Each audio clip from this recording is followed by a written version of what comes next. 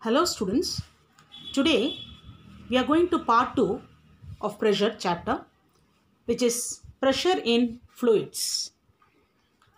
So what is the meaning of fluid? Substance which can flow, anything which is flowing is called fluid. So examples which all will flow, liquids and gases. Now let us have a comparison by the pressure exerted by a solid, by solids and liquids, or in general you can call it as fluids also. So what is the basic difference? So the solid exerts pressure only on the surface, very clearly. So what is an example you can understand? Suppose you are standing on the floor. What you are doing, you are exerting the pressure only on the surface. But when it comes to liquids, they exert pressure at the bottom as well as the walls of the container. Suppose you fill water in a cup, it will be exerting pressure at the bottom as well as the walls of the container due to its tendency to flow. So this is the basic difference between the pressure exerted by the solid and the liquid. First you should understand. Okay. Now let us understand through a small experiment. So the liquid exerts pressure at all points and in all directions. So for this there is an activity you should have done in 8th standard in the class itself. You took a ball and made some holes and you fill water. What happens? Water will be coming out from all the holes. So from that you will understand that pressure at all points is exerted in all directions. Now there is one more activity. This also you would have done in your lower classes. Very simple activity. Take a cylindrical vessel, fill it with water with 2 holes. One at A, the first one. Second one is at B. So as you pour water, you can see the throw of liquid. In part B, the throw of liquid is more. So what did you understand? The liquid pressure is more at B. So B is at the bottom level. So liquid pressure increases with the increase of depth of point from its free surface. So this is a very important property. So the liquid pressure is more at the bottom level. Okay. So or it increases at the as it goes down. Okay. Now let us come back. We are going to have a derivation now, mathematical derivation. Please be attentive. Pressure exerted by a liquid column. So what is the expression for a pressure which is exerted by a liquid column? Now it is given by the formula. First I will tell the formula, explain, and then give you the full derivation one by one. So some steps are not in your textbook. So you can have your textbook and pencil, and if there is anything I am writing extra, you can note it down there itself. Okay. Now it is given by the formula. Pressure is equal to H. This is rho. You know the symbol rho, density, into G. So H stands for the depth or the height. Okay, height of the liquid column. Rho stands for density of liquid, and G is nothing but acceleration due to gravity. So this is the formula. P stands for pressure. So P is equal to H rho G. Now how is it? How it is derived? Sometimes this derivation can be asked. We don't know how it is, but it's very interesting to know. So now you can consider a cylindrical vessel filled with some liquid, usually of water. Let us consider.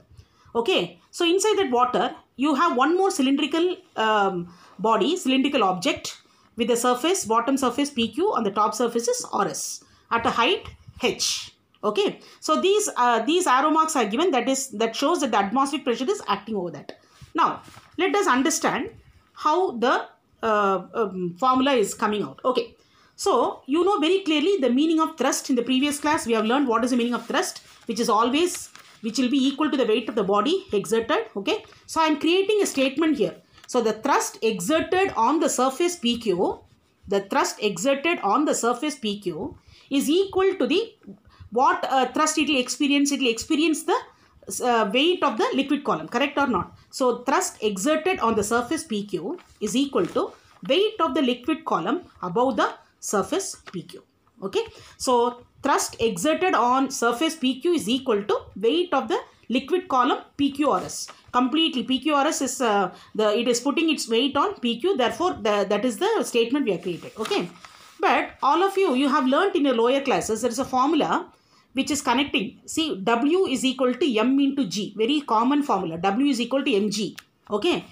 So here from this formula, so I'm going to take this one. This is the main formula which I'm going to take. All these steps are not there in your textbook. Please note down. So W is equal to M into G. But from formula, you know very clearly, density is equal to mass by volume. Have you learned this or not? Density is equal to mass by volume.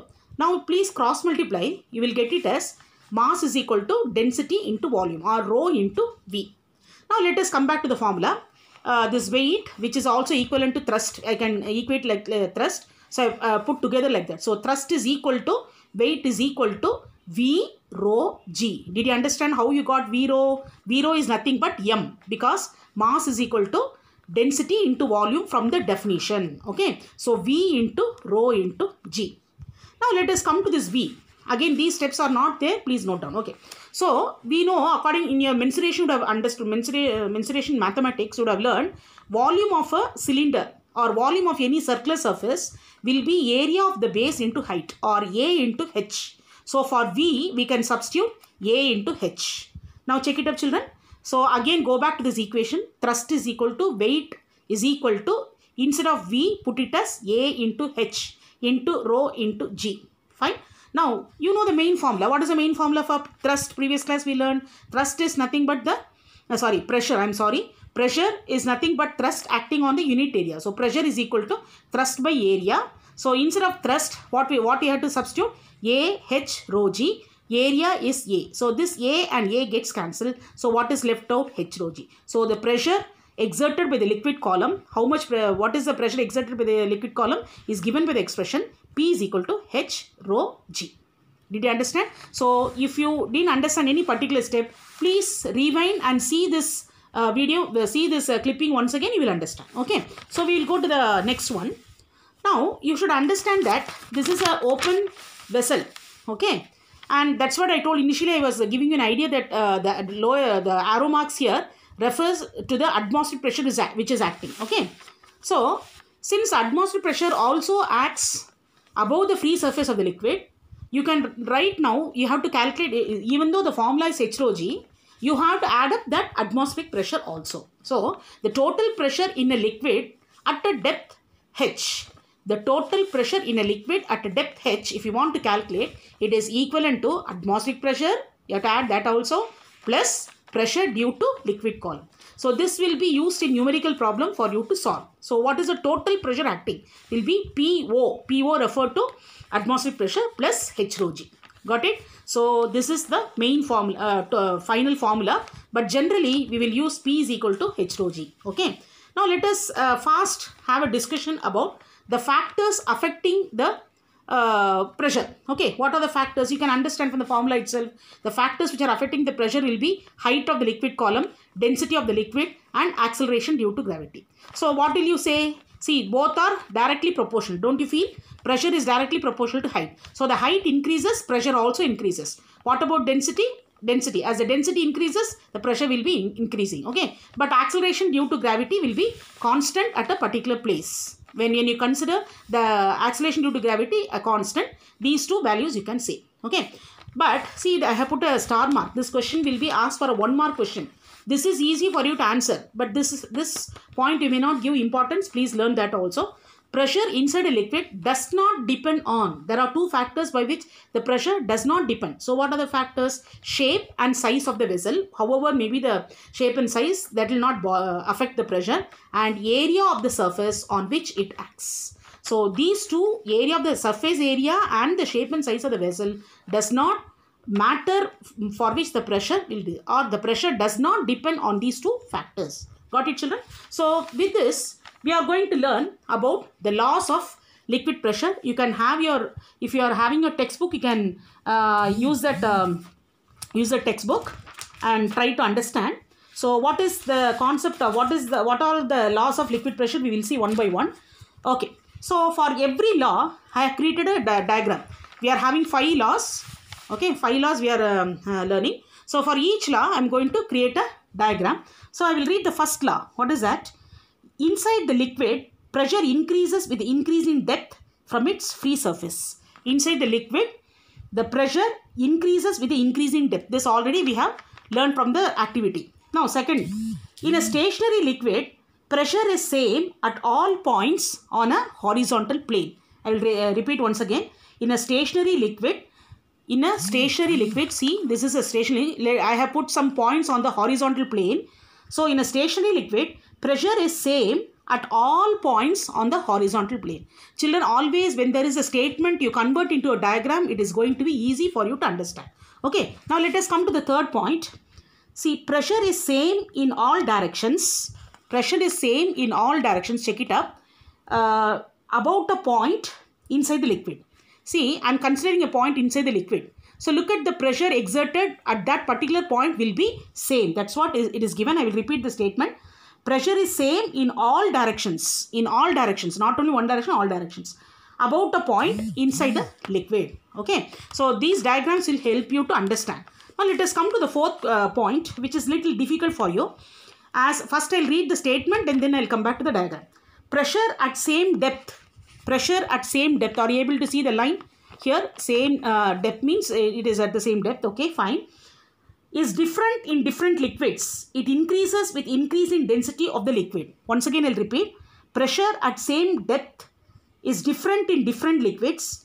It increases with the increase in density of the liquid. So, what does it mean here? So, here already you learned that the pressure increases with the density. According to the formula, you know. Same thing is applied here. See, for the same depth, that's why I have given two vessels here. So, first is filled with sea water, salt water. So, the density of salt water is 1.02. That also for your understanding, I have written 1.02 gram per centimeter cube. But this is fresh water, which will be only 1 gram per centimeter cube. So, since the density is more, the pressure comparatively in the first vessel will be more than the second one because the density is more. I think you have got the point. Now, the last one, I think you have learnt in your 8th standard. So, I just want to take that 8th standard textbook and show you the diagram for your understanding. Okay, what is the statement given? A liquid seeks its own level. Check it up, children. The liquid seeks its own level. So, this you have already learnt in 8th standard and it is called as Hydrostatic Paradox, which you did not learn. Only you learn the law. So, it seeks its own level means automatically, it does not, just now you learn the pressure does not depend upon the size or shape of the vessel. So, automatically it seeks its own level because of its molecular nature. Okay. So, if you want, I'll read that statement. The height of the level of liquid in tubes of different areas of cross section always remains same, although volume of liquid is different in different tubes. Okay. With this, we are coming to a conclusion today, children. I have taken a very short concept today. I know, children, how it is difficult to put all your concentration. Therefore, I have made it very short. This part I have made it very short. So, finally, we will come to assignment. These assignments are just for reading assignments. You need not write anywhere. Just you have to read it, learn those question and answers for your understanding. Okay. So, page number 92, questions 1 to 15. Okay. So, with this part 2 is coming to an end. Next class, we will be seeing about part 3. I have made almost 6 parts in pressure. So, we will deal with that. Okay, children. Thank you. Have a nice day.